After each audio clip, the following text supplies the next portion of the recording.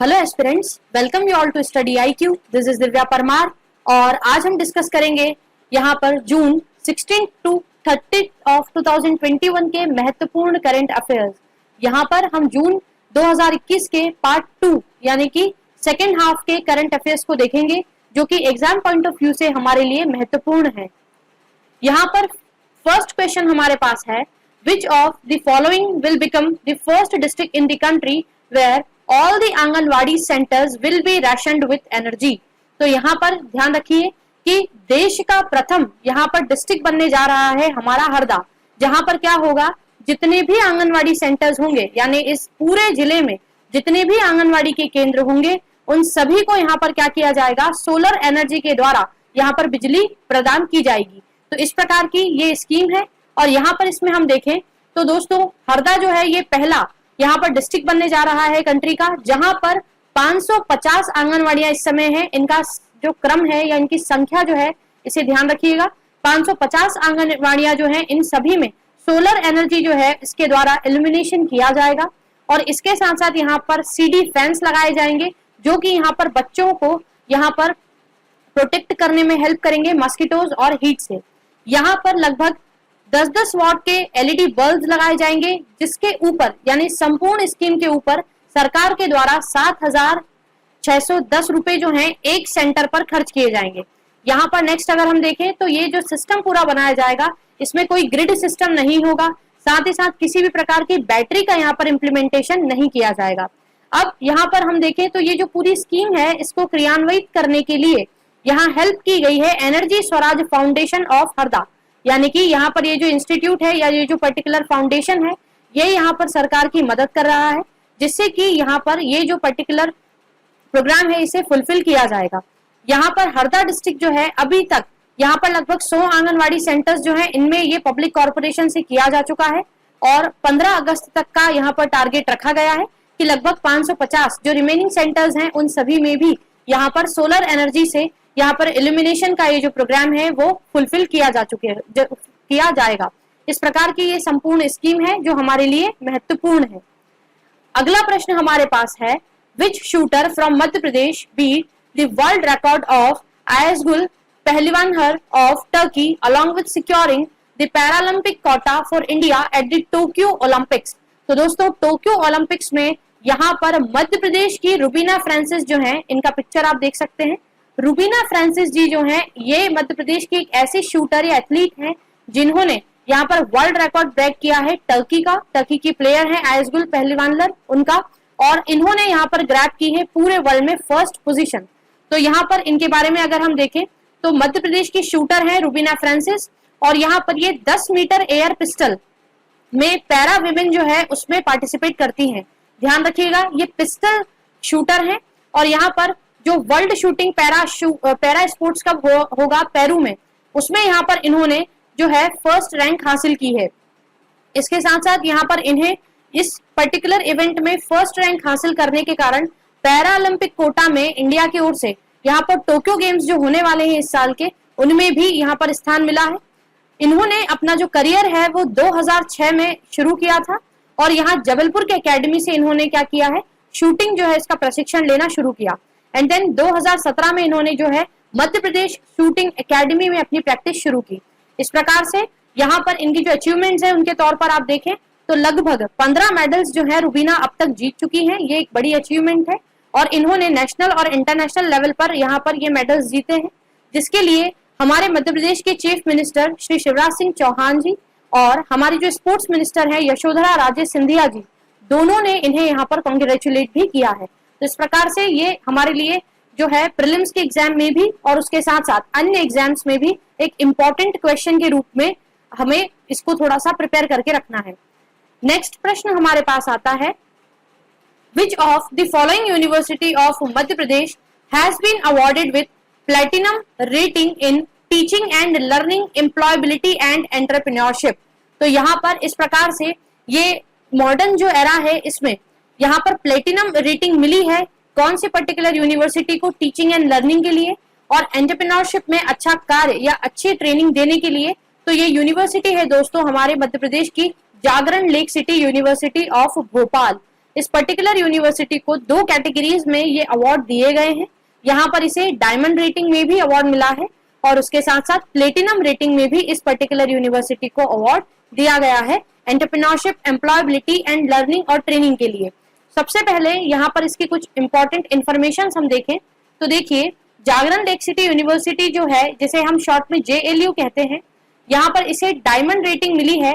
यहाँ पर QSI guys comprehensive independent और इंटरनेशनल रेटिंग सिस्टम के द्वारा, जिसमें यहाँ पर पूरे भारत से लगभग 25 यूनिवर्सिटीज को चुना गया था इस डायमंड रेटिंग के लिए, जहां पर इसने फर्स्ट और एकमात्र यूनिवर्सिटी है पूरे मध्य प्रदेश और छत्तीसगढ़ की जिसे ये रेटिंग यहाँ पर प्रदान की गई है।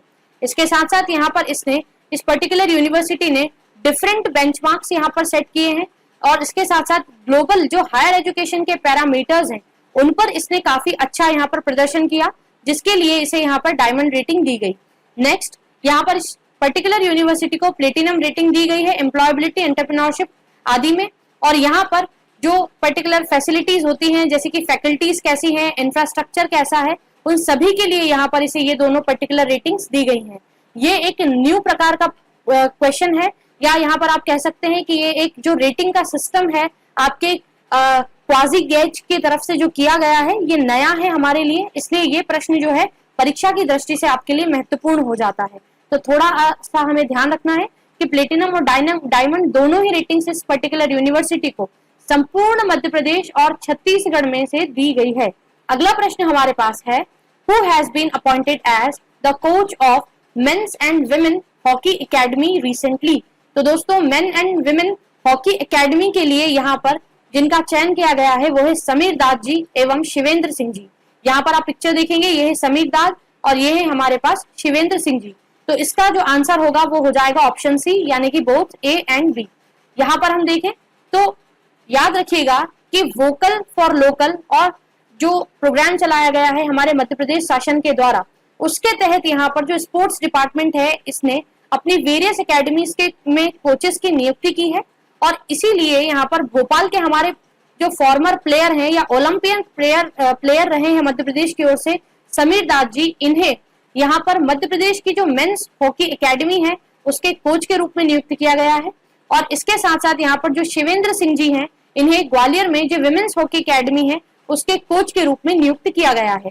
यहाँ पर हॉकी एकेडमी से संबंधित प्रश्न आ सकता है, तो याद रखिए ये जो हॉकी एकेडमी है सन 2000 में इसे यहाँ पर स्टैब्लिश किया गया था ग्वालियर में।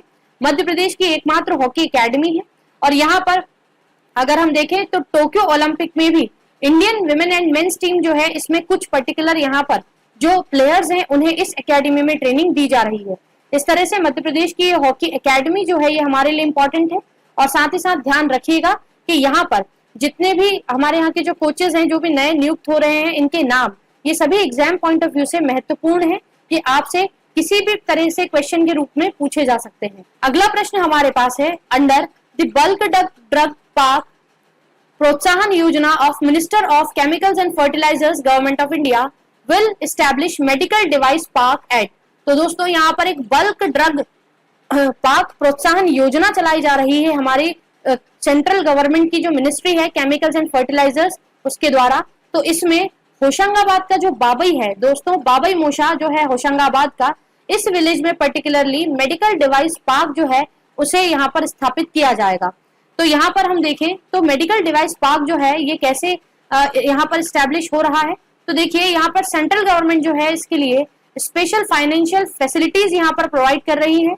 इसके साथ साथ सरकार का ये कहना है कि होशंगाबाद डिस्ट्रिक्ट में यहाँ पर जो ये पार्क बनेगा तो इससे क्या होगा, यहाँ पर जो पर्टिकुलर रीजन है इसका भी डेवलपमेंट होगा और इसके साथ साथ जो इंसेंटिव स्कीम्स यहाँ पर मध्य प्रदेश में दी जाएंगी ministry of chemicals and fertilizers government of India के द्वारा, वो भी प्रोवाइड आसानी से की जा सकेंगी।